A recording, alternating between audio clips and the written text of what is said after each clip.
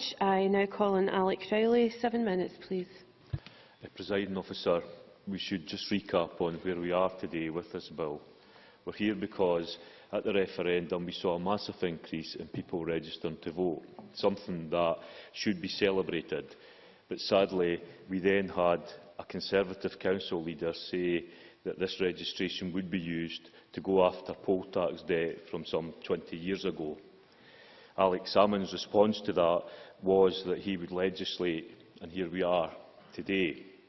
Labour will support this bill, and we will also work with the Government to move the legislation through the Parliament without delay. In doing so, it's worth making the point that many local authorities have already taken the view that what remains of this debt is not realistically collectible. Indeed, as the Spies brief has pointed out, recovery of much of this debt is now prevented by both practical considerations and by the law of prescription.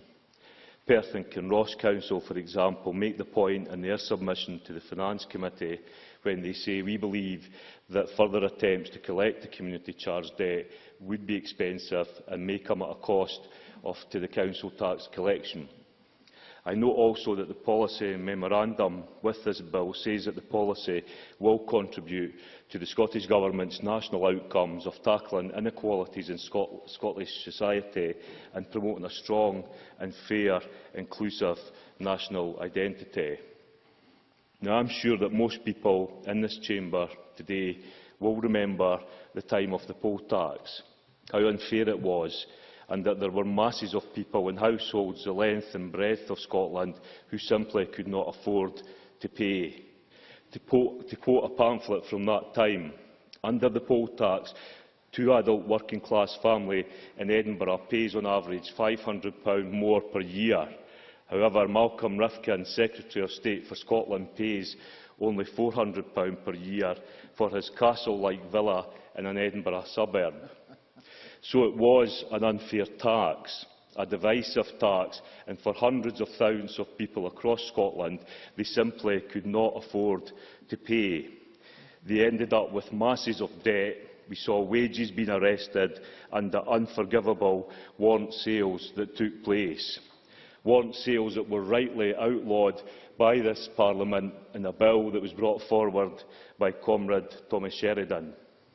It is interesting, referring back to the submission from Perth and Kinross Council, they say many of those with historic debts also have council tax debts, which indicates that people on the lowest incomes have been stuck in that position over generations. So the Government's view on tackling inequalities can stand up, but it does tell us that we need a more coherent strategy in Scotland to break the cycles of deprivation that seem to run through generations of the same families and the same communities.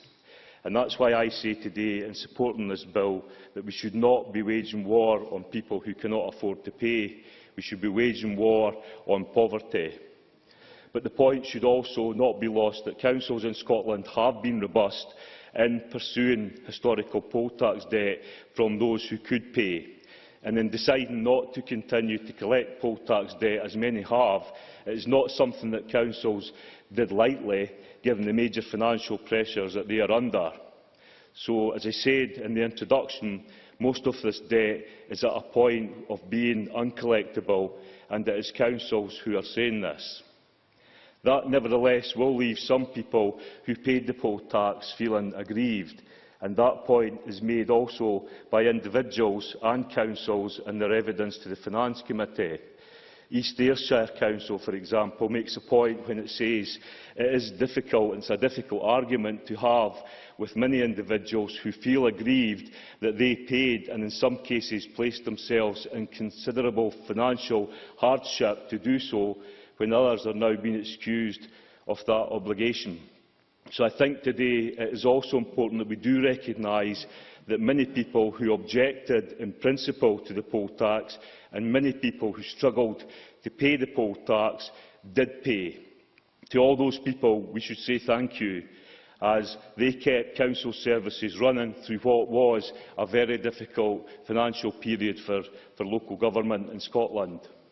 The poll tax was abolished in 1993 and hastily replaced by the council tax, which, as we know, has not served the purpose it was meant to. And that is my final point that I would want to make today, Presiding Officer. If we do want good public services, and I suggest if we are to tackle the unacceptable levels of poverty and inequality in Scotland's communities, we must have strong local government and good public services, and therefore we need a system of taxation to pay for those services. The SNP government promised a new system of taxation, and today they have failed. And it is the consequences of that failure that is now being felt across every community in Scotland, with cuts taking place in vital public services. So we will support the bill. In truth, it is happening anyway. But our message must be today that we need to fix local government finance and put it on a proper, sound footing once and for all.